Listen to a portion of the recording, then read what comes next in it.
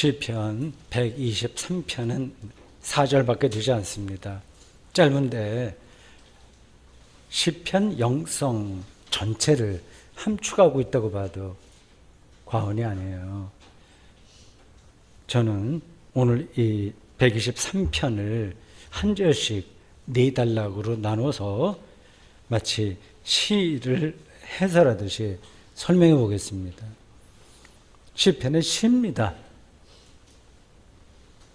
1절이 이와 같습니다. 하늘에 계시는 주여, 내가 주를 눈을 들어 주께 향하나이다.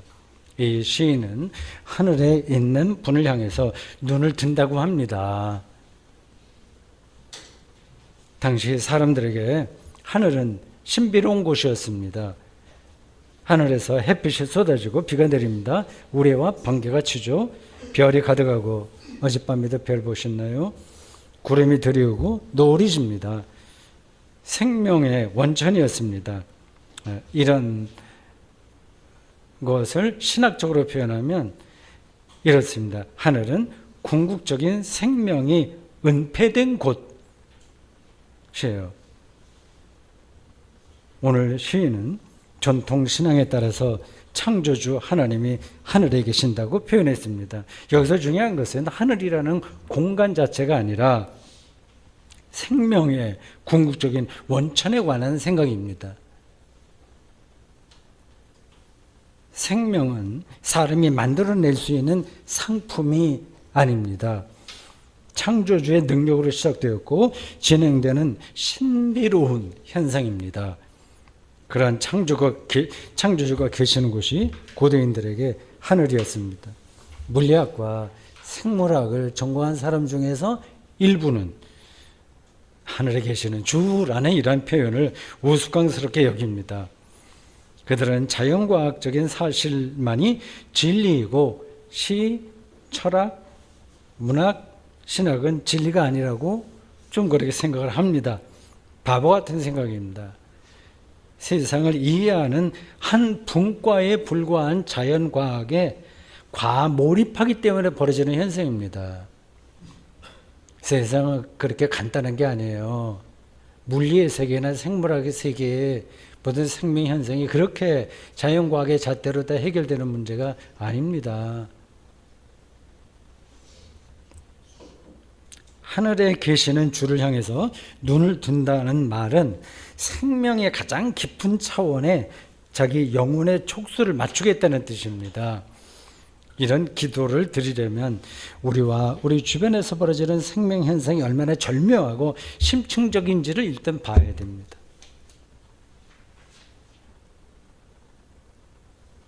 이를 성경은 이미 인간 창조 사건에서부터 정확하게 짚었어요. 창세기 12장 1장 27절 하나님이 자기 형상, 곧 하나님의 형상대로 사람을 창조하셨다고 말이죠. 이 말이 그 말이에요. 사람이 영적인 존재라는 뜻입니다. 그래서 육체를 살리는 밥만 먹고 사람은 만족할 수 없습니다. 뭐 그걸로 만족한다면 뭐 개나 돼지나, 제가 비하하는 뜻이 아니에요. 동물도 다 귀한 겁니다. 개나 돼지나 사람이나 차이가 없는 거죠. 예수께서는 당신이 하나님의 아들이라면 이 돌로 떡을 만들어서 사람들의 먹을 문제를 해결해 봐라. 그러한 요구를 듣고 사람이 떡으로만 살 것이 아니라 하나님의 입으로부터 나오는 모든 말씀으로 살 것이라는 라고 대답하시죠. 예, 하나님의 말씀은 삶의 가장 깊은 차원인 영혼의 양식이라는 뜻입니다. 구약의 모든 선지자와 신학의 사도들은 그 영혼의 깊이에서 하나님을 경험했습니다. 영혼의 깊이요. 그게 알듯 말듯 하죠. 설교 복귀 시간에 제가 그걸 좀 더 설명해 보겠습니다. 오늘 본문에서 시인이 말하는 그 하늘이 영혼의 깊이입니다. 그 하늘에 계시는 분이 우리 영혼의 힘을 공급해 주시기에 그분을 향해서 눈을 높이 들겠다고 이 시인이 노래하고 있는 거예요. 저도 이 시인처럼 하나님을 향해서 눈을 들고 싶습니다. 그분께 지금보다 더 집중해서 살고 싶습니다. 영혼의 깊이 안으로 더 들어가고 싶습니다. 이 시인은 하늘에 계신 분을 향해서 눈을 든다는 사실을 2절에서 좀 문학적으로 더 풍성하게 묘사했어요. 거기서 우리는 이 시인의 거룩한 갈망이 무엇인지를 느낄 수 있습니다. 읽어볼게요. 상전의 손을 바라보는 종들의 눈같이, 여주인의 손을 바라보는 여종의 눈같이 우리의 눈이 여호와 우리의 하나님을 바라보며 우리에게 은혜를 베풀어 주시기를 기다리나이다. 고대 사회에서는 하인 또는 종이라는 계급이 있었습니다.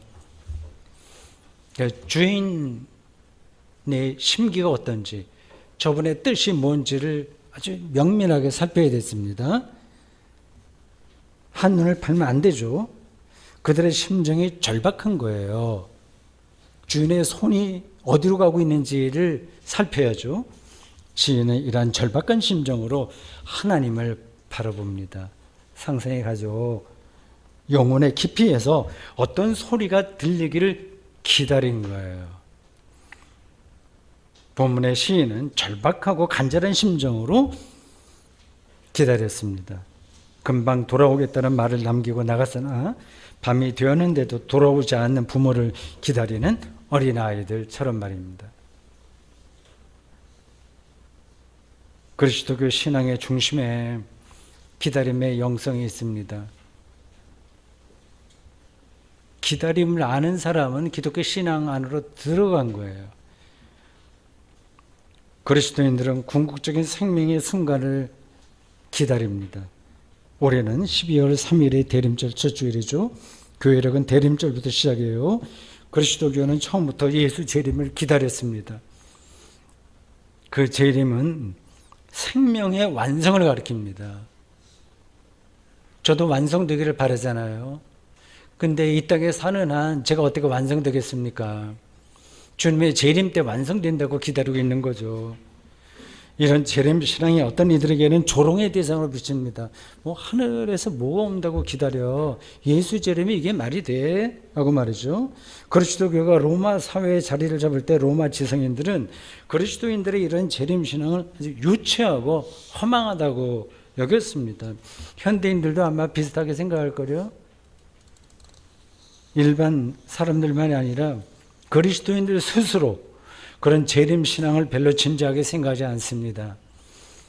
말로는 주님의 재림을 기다린다고 얘기하지만 사도신경을 우리가 암송하지만 실제로는 상관없이 살아요. 스스로를 잘 돌아보십시오. 절대적인 생명의 순간을 기다리는 사람의 간절함이 우리에게 없어요. 오면 좋고 그때 봐서 안 와도 상관없고 느슨하게 이렇게 삽니다. 이런 사태를 좀 실감하려면 멀리 갈 것도 없어요. 죽음을 생각해 보십시오. 우리가 죽음을 향해서 가는지 죽음이 우리를 향해서 오는지 모르겠지만 그 순간을 우리가 기다릴 수밖에 없어요. 죽음은 우리가 피할 수 없는 운명인데도 상관없는 것처럼 우리는 삽니다. 꿈이 많아요. 너무 많은 걸 소유하고 너무 많이 경쟁하고 너무 많은 대상을 지배하려고 합니다. 지금 제가 도덕적인 훈계, 왜 이렇게 욕심이 많냐, 그걸 말씀드리려고 하는 게 아닙니다.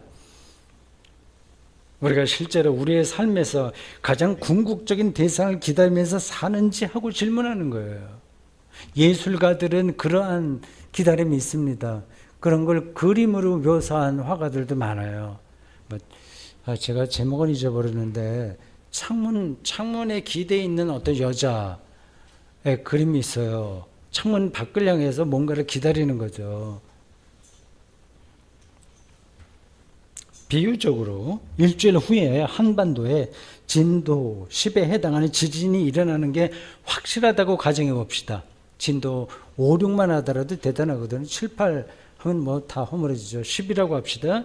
우리는 무엇을 해야 될까요?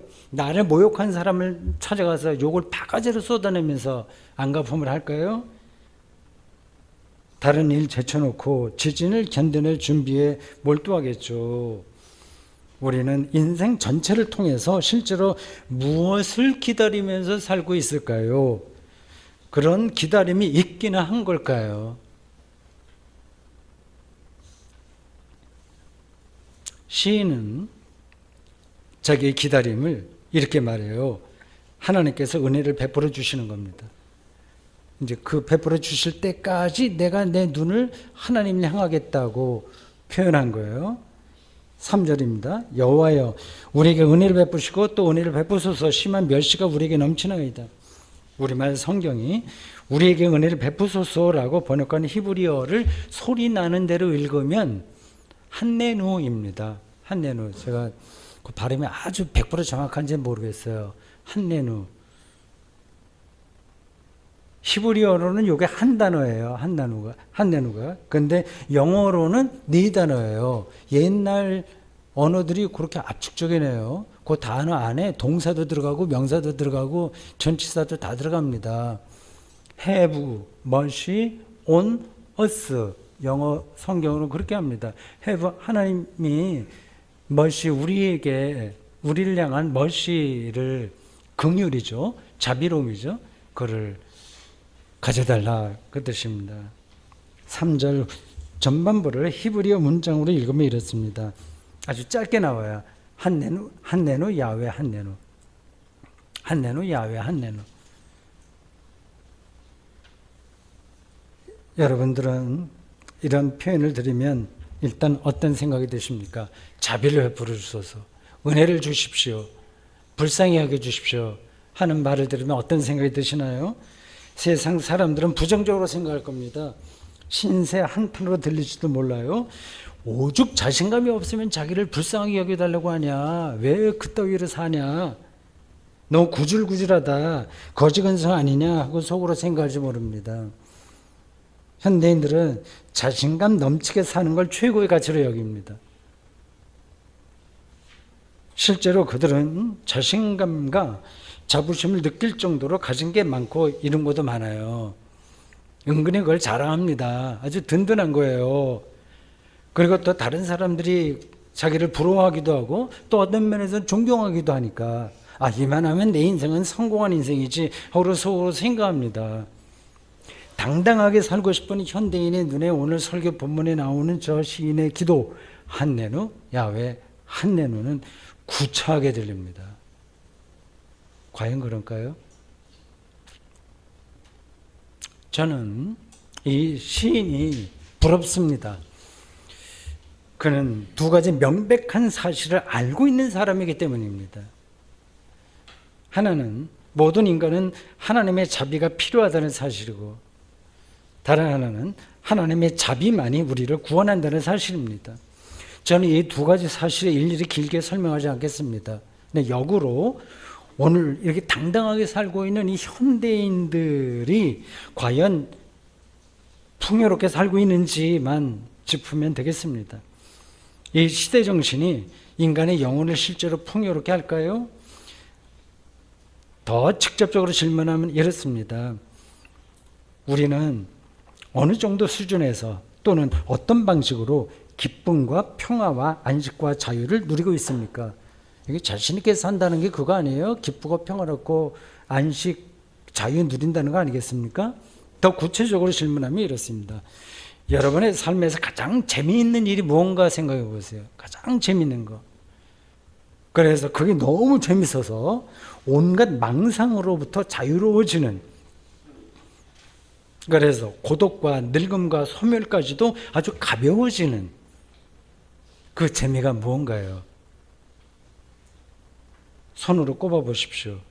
돈벌이, 이게 차곡차곡 쌓이는 돈, 산악회 활동, 주식이나 부동산 사업, 텃밭 가꾸기, 제가 하고 있는 자식 돌봐주기, 국내외 여행, 유튜브 보기, 독서, 정치 활동 등등, 제가 다 알지 못할 정도로 많은 활동이 있을 겁니다. 다 있어요. 여러분, 근데 재미있어 봐요. 얼마나 재미있습니까? 우리가 재미있다고 느끼고 있는 그 활동 자체 안에서 많은 문제가 벌어집니다. 그게 자기 뜻대로 진행되면 기분이 좋지만 잘 안 되면 기분이 나빠요. 그리고 거기서 느끼는 재미 역시 본질에서는 일시적입니다. 다 아시는 대로. 잠시 재미있는 거예요. 인터넷 게임의 짜릿한 재미도 언젠가는 지루하게 느낄 겁니다.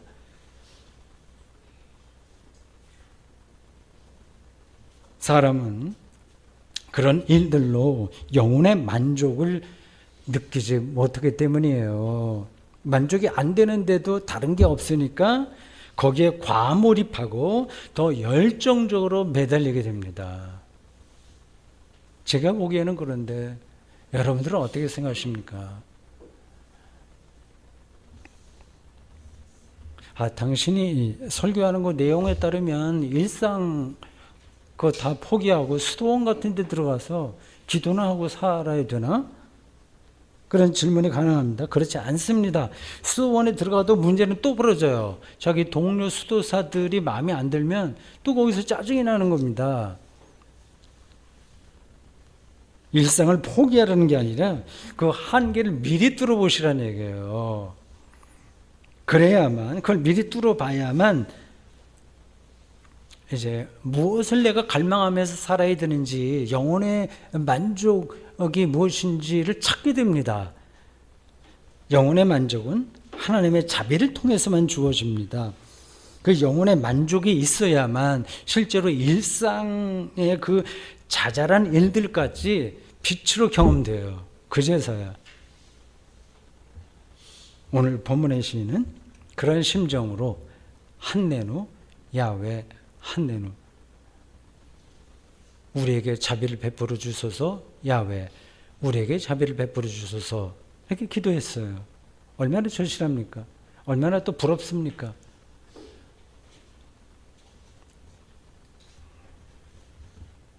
하나님의 은혜, 그 단어 번역하기 정확하지는 않습니다. 이 히브리어 단어 한내누요를 은혜로 해도 되고 자비도 되고 불쌍히 여김이라고 해도 되고 좀 달라요.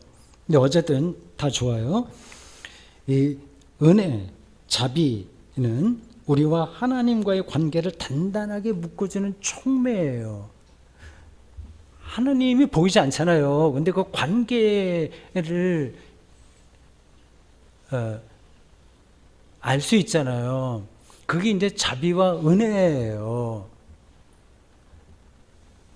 자비를 더 익숙한 용어로 바꾸면 하나님의 사랑입니다. 창조주이신 분이 우리를 있는 그대로 인정하신다는 사실을 알면 우리의 영혼은 완전히 새로운 차원으로 풍성해져요. 그러니까 하나님의 자비가 우리를 구원한다는 뜻입니다. 비유 하나 드리겠습니다. 직장에서 상급자가 작업을 제대로 하급자가 제대로 일하지 못한다고 막 이렇게 몰아붙였어요. 아주 모욕적으로 들릴 만한 언사도 쏟아냈습니다. 모욕을 당한 하급자의 기분이 어땠을지 상상해 가요. 완전히 가서 따지든지 아니면 주눅이 들어서 완전히 도망가든지 그렇게 하겠죠. 근데 이 사람은 사장의 아들이었습니다. 이 사람은 사장과 특별한 관계이기 때문에 그 상급자의 책망과 모욕을 들어도 대수롭지 않은 거예요. 내가 이 메커니즘을 알아야 나중에 내가 아버지 사업을 물려받아서 어떻게 잘할 수 있다. 모욕으로 느껴지지 않는 겁니다. 하나님의 자비를 얻는다는 것은 하나님과의 특별 관계로 들어가는 거예요. 그런 특별 관계가 곧 생명 충만입니다. 다른 예를 하나 더 들을게요. 여기 어떤 사람이 복권 100억 원에 당첨되었다고 합시다. 여러분들 당첨되면 그걸 어디에 쓰시겠어요? 이전에 1,000만 원 사기당한 일이 있었는데 근데 100억 원 복권 당첨되니까 그 일이 대수롭지 않게 받아들여지는 거예요. 문제는 하나님의 자비를 이렇게 절대적인 사건으로 경험할 수 있느냐 하는데 달려 있습니다. 그런 경험이 없으면 오늘 본문에 나오는 시인의 마음을 전혀 이해할 수 없어요.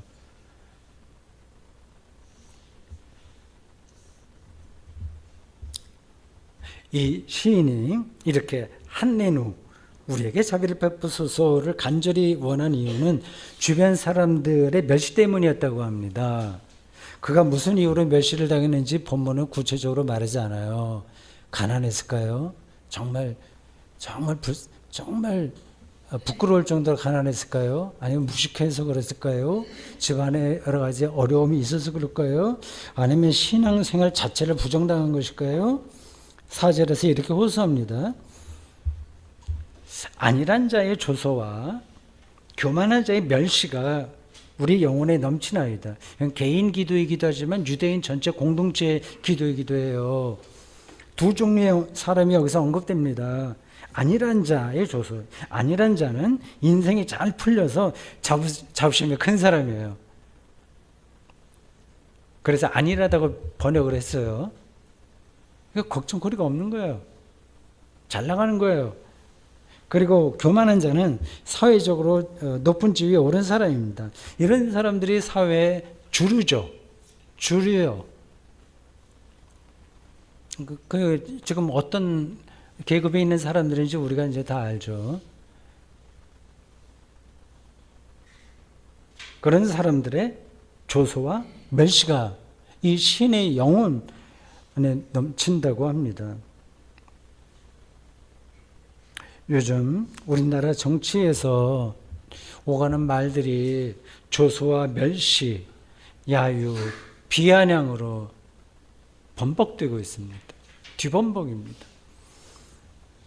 말썽꾸러기 초등학생들보다 더 유치한 방식으로 그런 말 폭탄을 마구 던집니다. 국민 정신건강에 그게 참 크게 해가 될 텐데 그런 것도 눈에 안 보이는 거죠. 그런 방식으로 카타르시스를 경험하기 때문일까요? 우리 정치가 언제부터 이렇게 상대를 헐뜯는 수준으로 떨어진 것일까요? 시인은 이런 이들의 조소와 멸시를 견딜 수 없었습니다. 하나님의 은혜와 자비를 갈망합니다. 그것만이 그에게 유일한 구원의 길이기 때문입니다. 오늘 설교 제목은 은혜를 갈망하는 시인이에요. 저는 오늘 본문 후반부를 읽으면서 역설적으로 은혜를 갈망하지 않는 사람들, 왜 그럴까? 그리고 하나님의 자비를 무시하는 사람들, 멸시하는 사람들, 조소하는 사람들, 눈에 들어왔어요. 그런 사람들이 분명히 있는 거 아닙니까? 오늘 4절에 얘기하잖아요. 그들은 그게 안일한 자와 교만한 자가 몰상식하다는 뜻이 아니에요, 여러분. 그들은 하나님의 자비를 갈망하는 사람들을 불편하게 여기고 무시하는 겁니다. 자기들이 만들어 놓은 삶의 범주에 그들이 들어오지 않으니까 불편한 거예요. 자기들이 쌓은 인생 업적, 정치 권력과 재물에 그 하나님의 자비를 갈망하는 사람들은 휘둘리지 않으니까 기분 나쁜 거예요. 나는 돈으로 자랑하고 싶은데 저 사람들은 돈을 뭐 별로 그렇게 거기에 휘둘리지 않네? 그건 기분 좋지 않은 거죠. 그러니까 조소하는 거죠. 우리 눈에 보이는 세상은 이러한 오늘 본문이 안일한 자, 교만한 자라고 표현한 사람들에 의해서 작동됩니다. 이러한 사회에 돌아가는 시대 정신을 거스르면 우리는 크고 작은 어려움을 당합니다. 그 어려움이 두려우니까 어쩔 수 없이 거기에 편승하는 거예요. 자부심이 큰 사람과 고위직 인사들은 그러니까 또 어깨에 더 힘이 들어가요. 말 잘 듣거든요. 무서워하거든요. 돈 갖고 마음대로 처리할 수 있거든요. 권력으로 모든 것들을 처리하니까 무서워하잖아요. 어떤 사람들이. 그러니까 자기들이 어깨에 힘을 더 주는 겁니다. 악순환이에요. 이 사회 악순환입니다. 이 악순환의 고리를 끊어내려면 한쪽에서라도 일단 거기서 벗어나야 됩니다. 자, 그냥 막 표현하면 이렇습니다. 그래, 당신들은 잘난 맛에 살아라.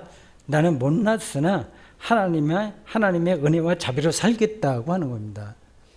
이게 억지로 되는 건 아닌데 그걸 알면 되는 거예요. 당신들은 직원을 많이 거느린 CEO로 멋지게 살아봐라. 나는 하나님이 선물로 주신 햇살과 비와 구름과 바람을 친구로 삼아 살겠다. 이런 사람들이 있어야 악순환 안에 고리가 끊어지는 거죠. 근데 이게 가능할까요? 이게 말이 될까요? 정신 승리에 불과할까요? 여러분들 어떻게 생각하십니까? 오늘은 추수감사절입니다. 우리 교회 온오프 교인 중에서 전업농부는 없으세요. 그러나 우리 마음은 모두 전업농부 못지 않습니다. 모든 먹을거리를 하나님의 특별한 은혜와 자비로 여기는 사람들이기 때문입니다.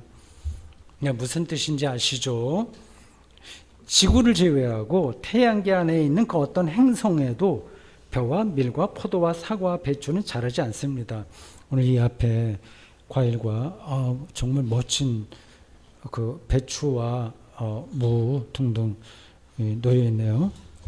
예배 시작하기 전에 요거 배추하고 무 넣는 거 보고 우리 집 마당에서 크는 거하고 왜 이렇게 다르냐 그래서 기가 죽었습니다. 그냥 결구가 잘 돼갖고 꽉 찼네요. 배추가 결국 우리 집 건 아직 결구가 안 돼서 그냥 퍼져 있습니다. 그래서 그 우리 집 텃밭에서 나는 거로는 김장은 안 될 것 같고 집사람 얘기가 겨울철에 된장국이나 끓여 먹으면 되겠다고 얘기하더라고요. 지구에서만 가능한 정말 말로 표현할 수 없을 정도로 기적과 같은 일들입니다. 태양계만 아니라 우주 전체에서 이러한 결실을 맺을 곳이 아직까지 발견되지 않았을 뿐만 아니라 앞으로도 안 될 거라고 저는 생각합니다. 아직까지는 이렇게 생산이 돼요. 근데 만약 햇빛의 양이 10%만 준다면 상황이 완전히 달라집니다. 지구 평균 기온이 5도, 아니 3도만 올라가도 지구는 인간이 먹고 살 만한 식량을 생산하지 못합니다. 쌀 한 톨, 고구마 한 개, 배추 한 포기 모두 기적의 산물이에요. 기적이에요. 이런 먹을거리 앞에서 우리는 황홀하지 않을 수 없습니다. 그 황홀함이 간절해지면 우리는 오늘 본문의 시인처럼 한내누 야훼 한내누 라고 기도하게 됩니다. 그게 구원 경험이에요. 절대적인 한내누 상태로 들어가면 그게 구원 경험입니다. 자기를 완전히 하나님에게 맡기는 영적인 실존이거든요. 누가복음 17장에는 10명의 문둥병자 이야기가 나와요. 평소 격리돼서 살다가 이런저런 일이 있어서 마침 마을 근처로 왔다가 예수님을 먼 발치에서 발견하고 이렇게 외칩니다. 누가복음 17장 13절입니다. 예수 선생님이요 우리를 불쌍히 여기소서. 영어 성경이 이렇게 번역했어요. Have mercy on us. 시편 123편 3절 문장과 똑같습니다.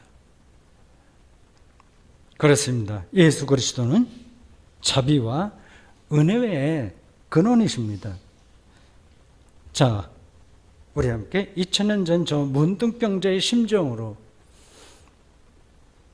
더 나아가서 2500년 전 오늘 본문 시편을 노래했던 고대 유대인들의 심정으로 돌아가서 이렇게 기도합시다. 한내누 야훼 한내누. 오늘 한번 저를 따라서 한번 해보시겠어요? 한내누 야훼 한내누.